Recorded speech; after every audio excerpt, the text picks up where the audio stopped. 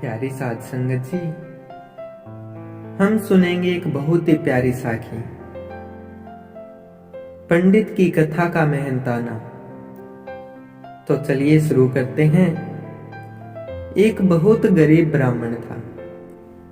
जब भी वह कहीं कथा पढ़ता तो उसकी कथा को कोई नहीं सुनता था।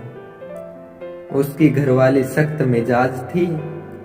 उससे बचने के लिए उसने एक मंदिर में जाकर कथा पढ़नी शुरू कर दी।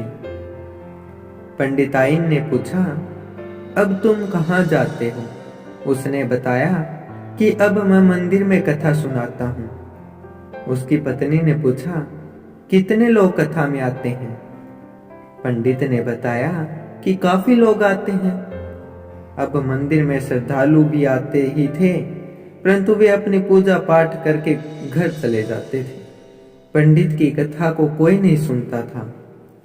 पंडिताइन ने फिर पूछा, क्या तुझे वहां से कुछ मिलता भी है? पंडित जी ने कहा, जब कथा का भोग लगेगा तब ही मुझे कुछ मिलेगा। अब पंडित को कथा पढ़ते हुए साल भर हो गया और भोग का समय आ गया। उसके मन में यह शांति थी कि जिसकी मैं कथा पढ़ता हूँ वह मेरी मेहनत को देखता है। निश्चय कर लिया कि वह कुछ न कुछ तो देगा ही। उस मंदिर में राम, लक्ष्मण और सीता जी की मूर्तियां थी। हनुमान तो इनके साथ हमेशा रहते ही हैं। जहां गुरु होता है सेवक वहां तो अवश्य ही होगा।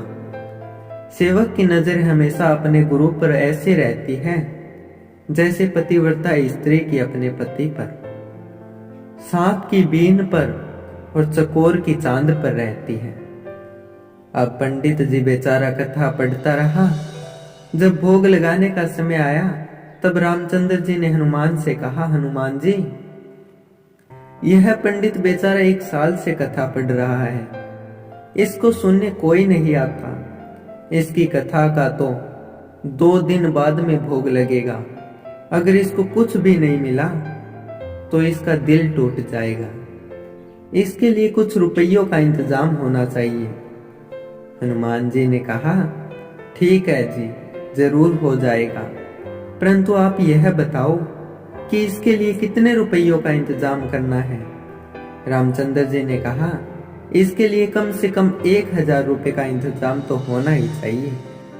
हनुमान ने कहा, जैसा आपका हुक्म। जब रामचंद्र जी और हनुमान जी ये बातें कर रहे थे तो उनकी बातों को एक बनिया सुन रहा था। उस समय वह पंडित वहां नहीं था। लालच में आकर वह बनिया पंडित जी के घर गया और जाकर पंडित जी को कहने लगा, पंडित जी, आपको कथा पढ़ते बहुत दिन हो गए हैं, परंतु आपकी कथा को कोई नहीं सुनता। अब कथा के भोग का समय आ गया है, इसलिए आपसे मैं एक सौदा करना चाहता हूँ।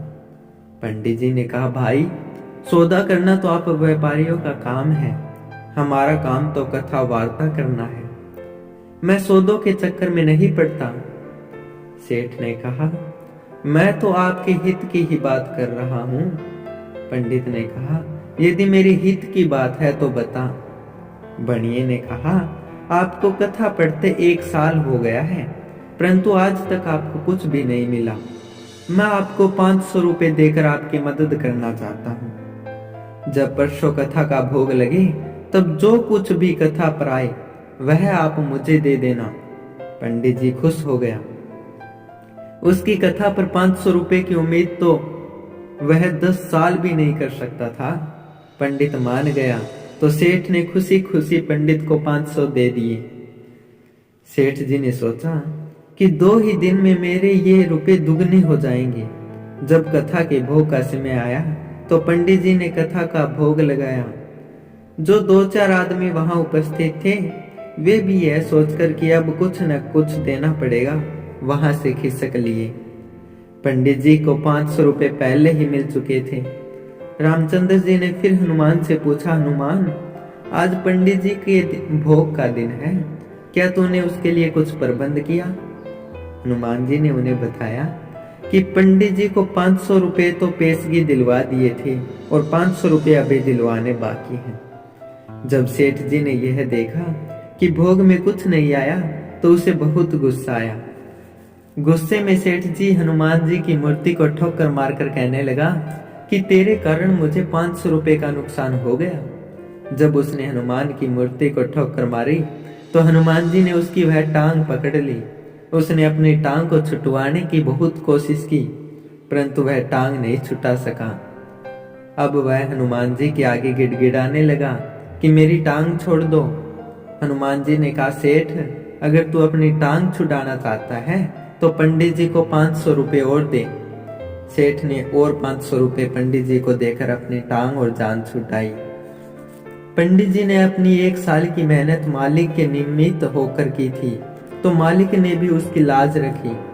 प्यारी साध संगत जी, कबीर साहब ने भी यही बात कही है, कबीर कमाई आपनी निष्फल कभी ना जाए, 4 युग चाहे बीत जाए फिर मिलेगी आई। प्यारी साध संगत जी, परमात्मा के नाम की कमाई कभी व्यर्थ नहीं जाती। जीव के कितने ही जन्म क्यों न बीत जाए, एक दिन उसे वह नाम रूपी दौलत अवश्य मिलती है।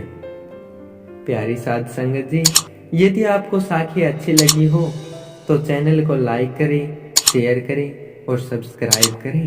धन्यवाद।